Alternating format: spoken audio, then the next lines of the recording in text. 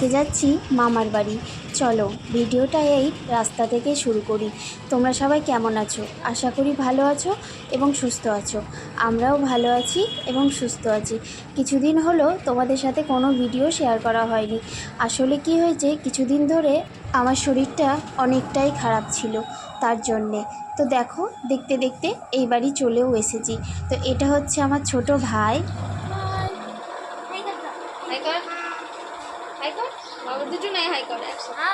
এইদিকে দেখো, আমার ছেলে আর বোনেরা মিলে খেলা করছিল, আর খেলতে খেলতে বলটা আটকে গেছিল, তাই মই দিয়ে বলটাকে পারলো। এখন ঘড়িতে ওই 10টা মতো বাজে।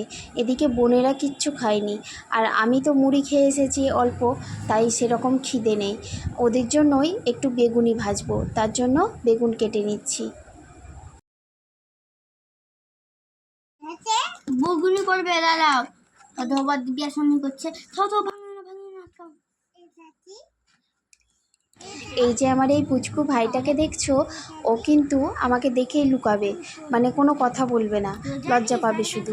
কিন্তু ওকে যখন বললে বড়দির বাড়ি যাবি, বড়দির বাড়ি, তখন কিন্তু ও জামা নিয়ে আসবে, প্যান্ট নিয়ে আসবে, জুতো বার করবে, মানে ও আমার বাড়ি যাবে, কিন্তু আমার সাথে কথা বলবে না। আমি কিন্তু অলরেডি বেগুনি ভাজা শুরু করে দিয়েছি। চলে এসো সবাই আমাদের বাড়িতে।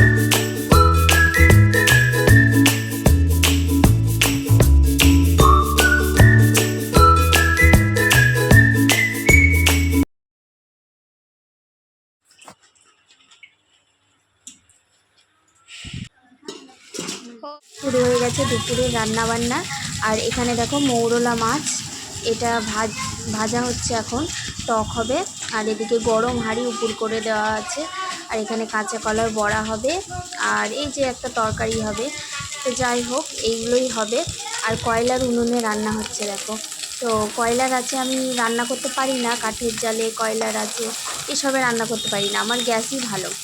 তো যাই হোক, মামিমা রান্না করছে, আমি একটু খুন্তিটা জাস্ট নাড়িয়ে দিলাম। চলো, তোমরা যতটুকু পারবো ততটুকু তোমাদের কাছে শেয়ার করব। আজকে জানো তো মনেই ছিল না, আজকে হচ্ছে ধুলোট। তো তোমাদের ওখানেও কি ধুলোট হয়? মানে রাধাকৃষ্ণ, বলরাম, শ্যাম সাজে। তো চলো তোমাদের দেখাই। ওই হরিনাম এখন ওই দিকে গেল, এই দিকে আসবে, তখন তোমাদের দেখাচ্ছি।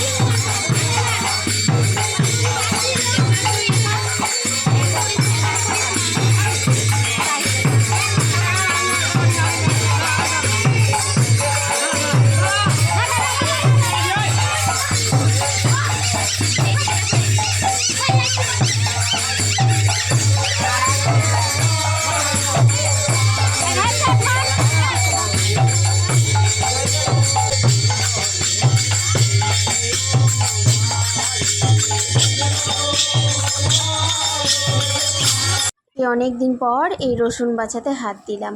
আসলে কি বলো তো, আমাদের মামার রসুনের বিজনেস আছে, আদা রসুন মানে বিক্রি করে। তো আমার মারও বিজনেস ছিল, আমার মাও আদা রসুনের ব্যবসা করতো। তো যাই হোক, তখন না বস্তার বস্তা, 1 বস্তা 2 বস্তা করে রসুন আমি বাছতাম। মানে যেমন ছাড়া বিক্রি হয়, তারপর গোটা বিক্রি হয়, এরকম। তো যাই হোক, এই দেখো বাড়ি চলে এসেছি। আর সন্ধেবেলায় এই রাস্তাটা চালু হয়ে গেল, এই নিচেটা।